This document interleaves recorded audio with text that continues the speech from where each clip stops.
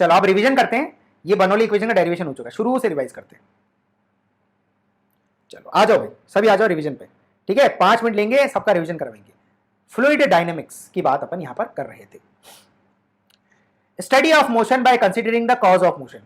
Motion का cause क्या होता है सर? फोर्स होता है।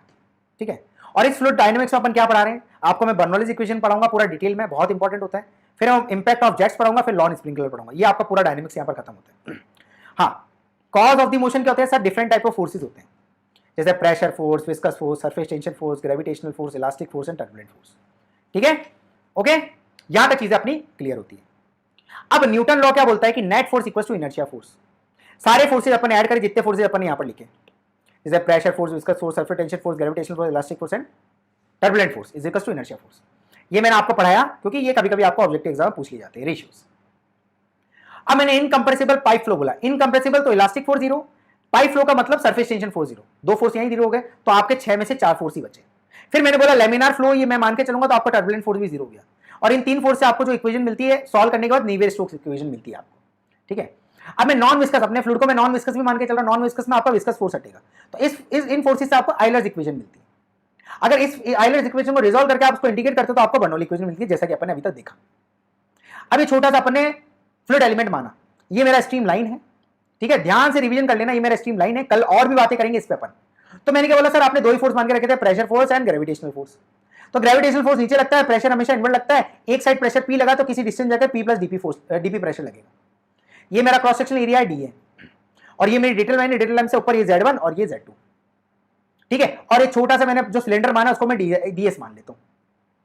फिर मैंने क्या बना, ये प्रेशर है, net pressure force P minus this P plus DP into D, ये मेरा प्रेशर फोर्स हो जाएगा।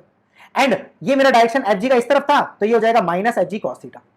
Clear, is equals to inertia force. Inertia force का होता है मास इंटू एक्सीलरेशन, तो मास इंटू एक्सीलरेशन, आपका एक्सीलरेशन इस फॉर्म में होता है, ये आपका मास होता है, जो कि मैंने आपको बता दिया। अब यहां पर आपका एफजी क्या होता है, एम इंटू जी, और मास होता है रो डीवी, और डीवी होता है डी इंटू डीएस इंटू जी, और मास होता है रो डीए डीएस। मास को यहां पर पुट कर दिया, एफजी को यहां पुट कर दिया, दोनों को यहां पुट करा तो मेरे को ये इक्वेशन मिली, ये वाली इक्वेशन। ये वाली इक्वेशन मिलने के बाद, और यहां से पी से पी कैंसिल कर दो, माइनस डीपी इंटू डी। जब ये इक्वेशन मिली तो मेरा एरिया, एरिया और एरिया तीनों साइड कॉमन आ रहा था, तो मैंने इसको कैंसिल आउट कर दिया। कैंसिल आउट करने के बाद मेरे को ये इक्वेशन मिली। इक्वेशन मिलने के बाद मेरे को ये समझ आया कि डीएस कॉस थीटा को मैं डीजेड लिख सकता हूं। फिर मेरे को ये वाली इक्वेशन मिली। इस इक्वेशन में मैं बोलता हूं Euler's equation for unsteady flow, और यही मैं मोमेंटम इक्वेशन भी इसको बोलते हैं। और यहीं पर अगर मैं इसको स्टडी फ्लो मानता हूं तो स्टडी फ्लो में do V by do T, क्योंकि टाइम के रेस्पेक्ट में 0 हो जाएगा। ये 0 हो जाएगा, जैसे ये 0 हुआ तो डीएस से डीएस कैंसिल हुआ, तो मेरे को मिला रो वी डीवी। अब मैं दोनों को इस साइड लेके आ गया तो मेरे को ये इक्वेशन मिली। ये इक्वेशन मिलने के बाद में मैंने तीनों को इधर पूरे साइड में मैंने डेंसिटी से डिवाइड कर दिया, तो मेरे को ये इक्वेशन मिली। ये इक्वेशन क्या होती है, इस इक्वेशन को बोलते हैं अपन Euler's equation for study flow. Clear, यहां तक हमको चीजें क्लियर होती है।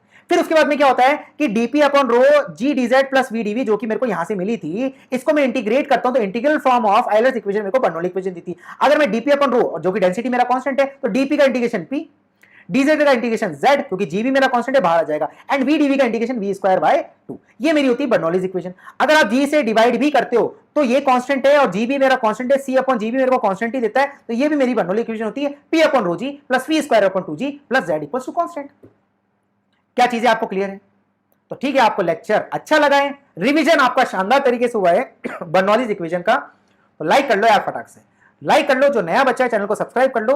ओके, हो गया रिवीजन, गुड, ठीक है। और आप सबको मैं ये भी बता देना चाहता हूं जाने से पहले, टेस्ट सीरीज भाई मैं बार बार आपको कहता हूं, मैं कभी अपने कोर्स फोर्स की बात इतनी नहीं करूंगा क्योंकि वो डिपेंड करता है, आपका जो सब्जेक्ट वीक है उसका कोर्स लो आप।